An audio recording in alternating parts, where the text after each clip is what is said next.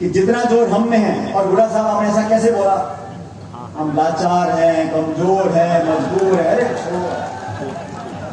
ये लोकतंत्र है, यहाँ जनता जनार्दन है।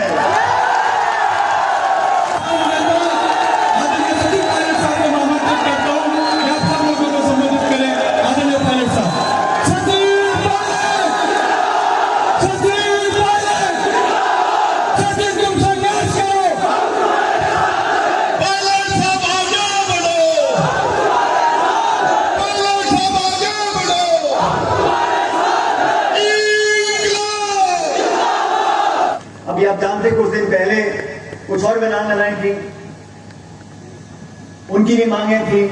वो तीनों मेरे घर भी आई थी जयपुर में, बहुत दुखी थी। और मैं समझता हूं उनकी मांगों को मानो या ना मानो, लेकिन उनकी बात को सुनना हम लोगों को चाहिए। उनकी बात को सुनकर जो संभव था उसके लिए हाँ बोलते, जो संभव नहीं था उसके लिए ना बोलते। लेकिन उनको मान सम्मान देकर, उनकी बात को सुनकर, उनके दुख को अदा करने की जिम्मेदारी हम लोगों की। और मैंने इस काम को किया, मेरे घर को आई, मैंने उनकी बात को सुना। मैं सरकार का हिस्सा नहीं हूं, लेकिन ये सरकार हम लोगों की है। आप सबके आशीर्वाद से हमारी पार्टी की सरकार बनी थी। तो आने वाले समय में शिवराम जी की जो धर्मपत्नी है, क्योंकि वो शिक्षित है, पढ़ी लिखी हैं और जीवन में अपने परिवार को आगे बढ़ाने के लिए कुछ करना चाहती हैं, तो मुझे लगता है कि यहां पर अगर हम बड़े बड़े लोगों के लिए, बड़े बड़े मुद्दों के लिए अध्यादेश ला सकते हैं, संशोधन कर सकते हैं, कानून बना सकते हैं, कैबिनेट के फैसले लिए जा सकते हैं, तो मैं सोचता हूं कि हमदर्दी रखते हुए, इस शेखावटी के मान सम्मान को रखते हुए, जो लोग वर्दी पहनकर देश की सड़क पर खड़े होकर गोली खाने के लिए तैयार है, गोलियां खाते हैं, उनके परिवारों के लिए ये थोड़ा बहुत संशोधन हमको करना चाहिए, ताकि जो वो चाहती है उस शिक्षित महिला, उसको उस प्रकार की नौकरी मिल सके। अभी बूढ़ा जी का भाषण आपने सुना।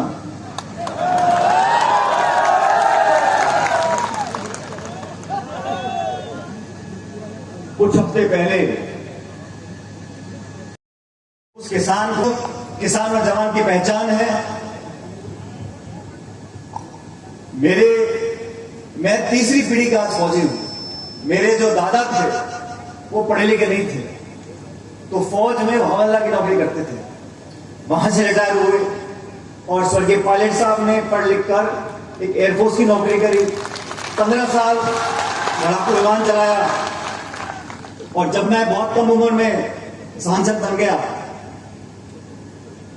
तब तो मुझे ख्याल नहीं आया, लेकिन जब मौका था तो मैंने सोचा कि जब दादा ने फौज वर्दी पहनी थी, पिताजी ने वर्दी पहनी थी, तो मुझे वर्दी पहननी चाहिए। दोस्तों, 2012 में मैं केंद्र सरकार में मंत्री था, तो मैंने सारी परीक्षा पास कर physical test, medical test, SSB कर आकर 2012 में मैंने प्रादेशिक सेना में भर्ती ली। और मुझे फक्र है कि हमारे परिवार का जो फौज और सेना से संबंध था, उस तीसरी पीढ़ी को आज मुझे आगे बढ़ाने का मौका मिला।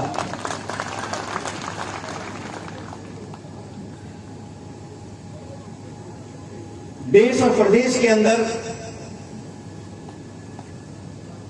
हर व्यक्ति एक बेहतर जीवन चाहता है। हर नेता, हर दल, हर सरकार इस बात पर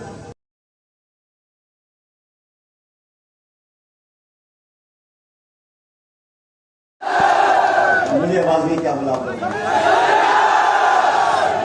भाई? मैंने किसी का विरोध नहीं किया, मैंने कोई लांछन नहीं लगाया, मैंने कोई किसी को कटघरे में खड़ा नहीं किया। मैंने बड़ी शालीनता से कहा कि जो हमने आपने वादे किए थे उन्हीं को पूरा कर दो, क्योंकि चुनाव सरकार है।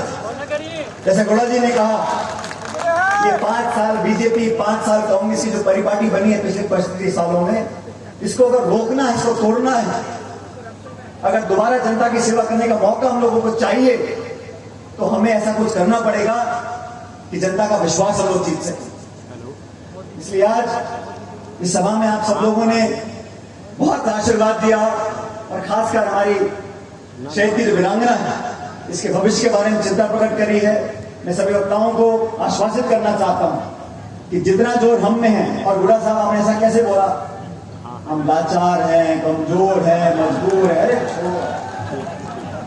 ये लोकतंत्र है, यहां जनता जनार्दन है, जिसके सर पे हाथ होगा वही ताकतवर होगा। बाकी ये पद, कुर्सियां, मंत्री संतरी आए चले गए, जो जनता के दिलो दिमाग में अपनी छाप छोड़ेगा वही देश का राजनीति। मेरा तो आप लोगों से निवेदन है, छत्तीसगढ़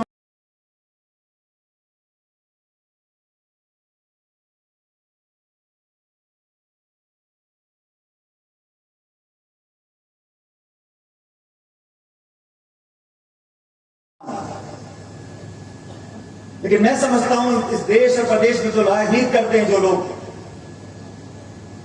उनको अपनी बात पर अड़िग रहना चाहिए। हमारे मुंह से जो आवाज निकलती है, जो वादे निकलते हैं, जनता उसमें विश्वास करती है, और राजनीति में विश्वास बहुत जरूरी है। जब विश्वास खत्म हो जाता है तो फिर कोई वोट, कोई संतरी, मंत्री, पक्ष विपक्ष, सत्ता, कोई मतलब नहीं। विश्वास कायम करने के लिए सिर्फ भाषण नहीं, हमें अपनी करनी में दिखाना है, अपनी कलम की शाही से दिखाना है कि जो हम बोलते हैं वो करते हैं। 2013 में जब हमारी सरकार चली गई थी और वसुंधरा जी की सरकार बनी थी, 163 विधायक, आजाद भारत में इतना बहुमत पहले किसी सरकार को नहीं मिला था। 163 विधायक बीजेपी की जीत कर आए थे और सरकार बनी थी।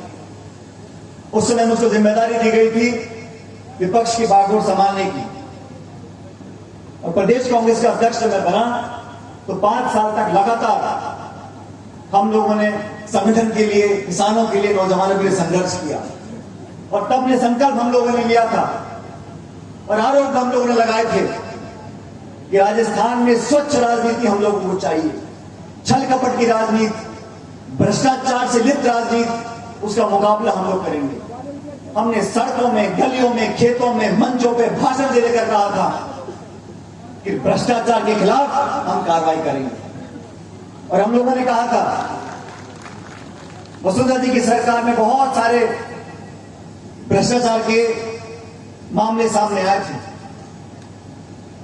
विपक्ष में रहते हुए हम लोगों ने कहा था कि सरकार बनेगी तो हम लोग इसकी जांच भी करवाएंगे। मैंने बहुत कोशिश करी, अनुरोध किया, आग्रह किया, चिट्ठियां लिखी, लेकिन आप और हम सब जानते हैं जो प्रभावी कार्रवाई उन भ्रष्टाचार के मामलों पर होनी चाहिए थी वो हुई नहीं। हुई है क्या, आप लोग मुझे बताओ।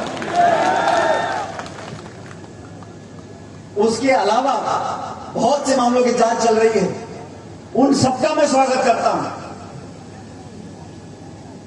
जो प्रदेश के लोगों की जेब पर डाका डालेगा उसकी जांच करो, चार्जशीट करो, जेल में डालो, हम सब इसका स्वागत करते हैं। लेकिन जिनके खिलाफ भाषण देकर, जिनके खिलाफ कार्रवाई करने का आश्वासन देकर हम लोगों ने वोट लिया था, हमें वो वादा भी पूरा करना पड़ेगा। मैंने हमेशा मर्यादाओं को कभी लांघा नहीं है। मैंने अपने शब्दों में, अपने भाषणों में, हो सकता है गोड़ा जी कभी कभी स्लिप हो जाते हैं, लेकिन मैं कभी स्लिप नहीं होता, क्योंकि संस्कार ऐसे मेरे बचपन से। तो शालीनता, विनम्रता, मान सम्मान, आदर, प्रेम, भाईचारा, बड़ों का, बुजुर्गों का मान सम्मान करना मैंने हमेशा किया। मैं विरोध भी करता हूं, तो ऐसा विरोध करता हूं कि धुआं निकालता हूं, लेकिन भाषा पे कभी संयम गया नहीं, क्योंकि मुंह से जो शब्द निकल गया वो वापस नहीं आता। इसलिए मैंने हर एक का विरोध किया। अगर नैतिक विरोध है, राजनीतिक विरोध है, विचारधारा का विरोध है, प्रशासनिक विरोध है, सड़कों पर किया है, जेलों में गए हैं, धरने दिए, भूख हड़ताल करी है,